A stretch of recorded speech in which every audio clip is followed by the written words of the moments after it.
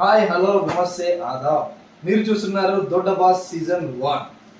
ఇక్కడ అన్లిమిటెడ్గా స్పోర్ట్స్ ఉంటాయి, కొట్లాటలు ఉంటాయి, గొడవలు ఉంటాయి, ఏడుపులు కూడా ఉంటాయి, అలాగే నవ్వులు కూడా ఉంటాయి.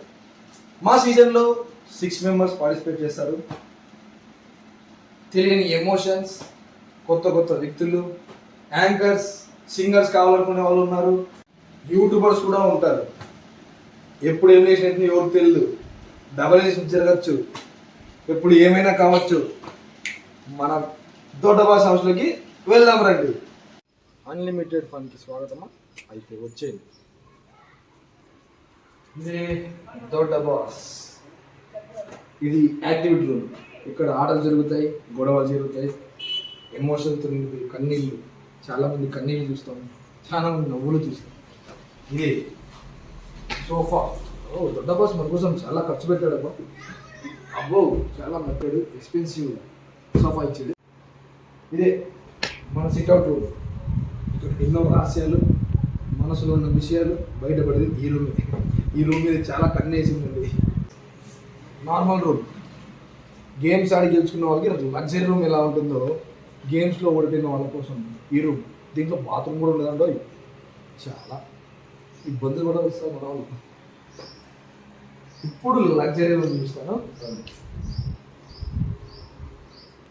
ఇదే దొడ్డ బాస్ యొక్క లగ్జరీ రూమ్. మన వాళ్ళు గేమ్స్ ఆడి విన్ అయిన వాళ్ళ కోసం లగ్జరీగా ఉండడానికి దొడ్డ బాస్ మనకి లగ్జరీ రూమ్ ఇచ్చాడు. ఈ లగ్జరీ రూమ్ అంత ఈజీ కాదండి, చాలా కష్టపడాలి. అవునా అవునా. ఇదే మన డైనింగ్ రూమ్. రుచులు అభిరుచులు తెలియజేసేది ఇక్కడే. చాలా సీక్రెట్స్ వస్తాయి. ఆడవాళ్ళు బేసిక్గా గొడవ పడేది ఇక్కడే అండి.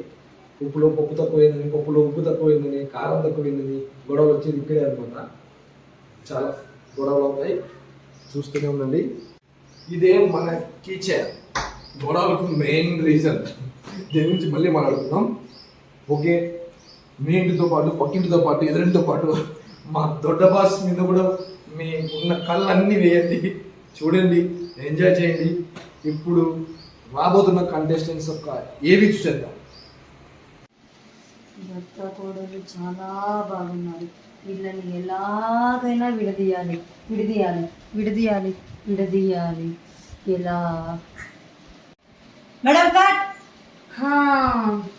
ఇదండి నా లైఫ్. ఇలా కన్నింగ్ క్యారెక్టర్ చేసి చేసి నా లైఫ్ కన్నింగ్ అయిపోయిందండి. ఇంకా తర్వాత అంటారా 2 years ఈ కన్నింగ్ క్యారెక్టర్తో సరిపోయింది. మెల్లమెల్లగా నా కన్నింగ్ క్యారెక్టర్ తీసి ఆఫర్స్ రావడం కూడా తగ్గిపోయాయి. ఇప్పుడు ఈ దొడ్డ బాస్ ఆఫర్ వచ్చింది. ఇప్పుడు చూస్తారు కదా ఈ కన్నింగ్ కిట్ అంటే తగ్గేదేలే.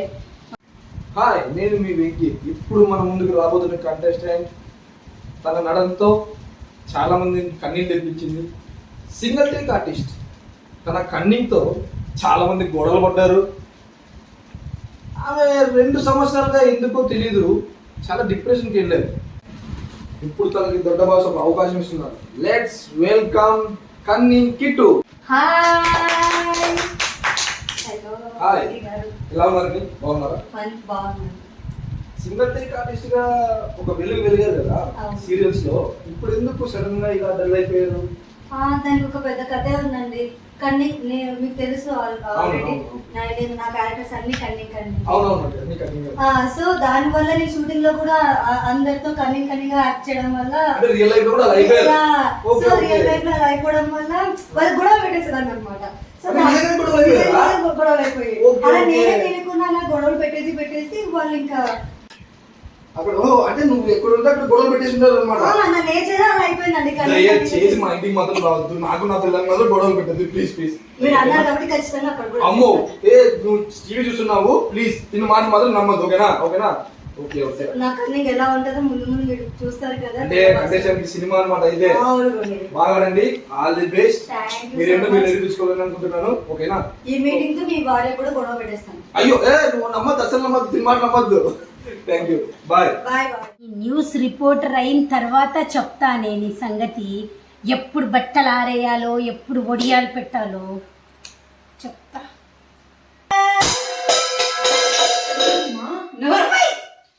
పక్కింటే హాస్టల్ పిల్లలు ఎదురింటి పిల్లలు దడుచుకొని వస్తున్నారు నీ పాటకి. హే గైస్, నేను మీ హనీ. నాకు 1 మిలియన్ సబ్స్క్రైబర్స్ ఉన్నారు, అది మీ ద్వారే. Like, share, subscribe.